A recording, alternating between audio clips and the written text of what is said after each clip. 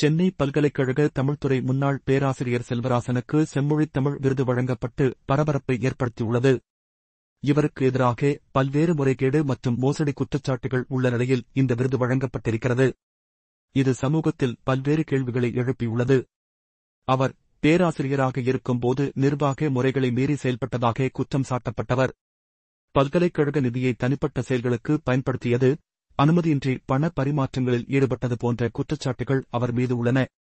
இவரது செயல்கள் பல்கலைக்கழகத்தின் ஒழுங்குக்கும் மாணவர்களின் நலன்களுக்கும் தீங்கு விளைவித்ததாக கூறப்படுகிறது. செல்வராசனுக்கு எதிராக உச்சநீதிமன்றம் விசாரணை நடத்தி அவரை கட்டாய ஓய்வுக்கு உத்தரவிட்டது. அவரின் நடவடிக்கைகள் கல்வித்துறையில் பெரும் சீர்கேடு ஏற்படுத்தியதாக கூறப்படுகிறது.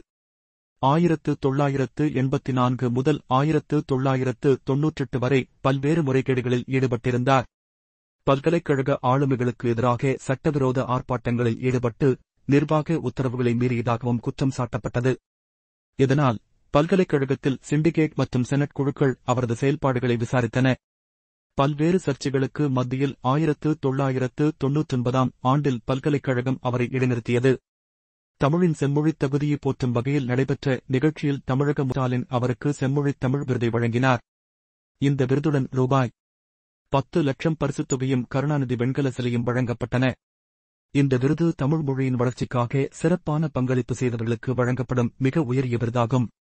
செல்வராசனின் சேவையை மாநில அரசு பாராட்டியதாக கூறிய போதிலும், அவருக்கு எதிராக முன்பே எழுந்திருந்த குற்றச்சாட்டுகள் இந்த விருதின் நியாயத்தையும் மதிப்பையும் கேள்விக்குள்ளாக்கியுள்ளது.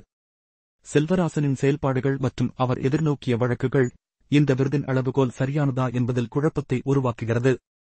சமூகத்தில் மோசடி குற்றச்சாட்டுகளை எதிர்நோக்கிய ஒருவருக்கு உயரிய விருது வழங்குவது தவறான செய்தியை பரப்பும் என்றும் இது செம்மொழித் தமிழ் விருதின் நோக்கத்தை புறக்கணிக்கிறது என்றும் பலர் வாதிடுகின்றனர். குற்றச்சாட்டுகள் நிரூபிக்கப்பட்ட பின்னரிலும் அவருக்கு இந்த விருது வழங்கப்படுவதால் விருதின் முக்கியத்துவம் குறைவதாக சொல்லப்படுகிறது.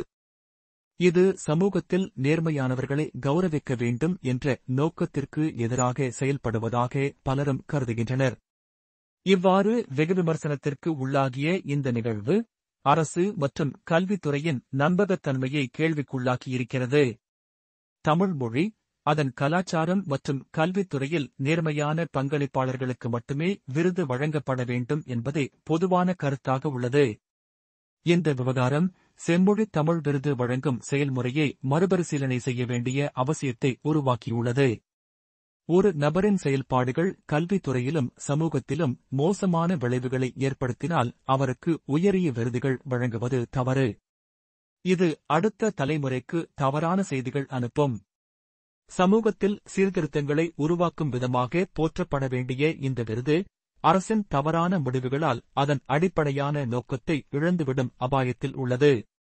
இதனால் எதிர்காலத்தில் செம்மொழித் தமிழ் விருதுகளை வழங்கும் போது தகுதியானவர்களை மட்டுமே தேர்வு செய்யும் பாங்கான முறைகளை உருவாக்குவது முக்கியம்.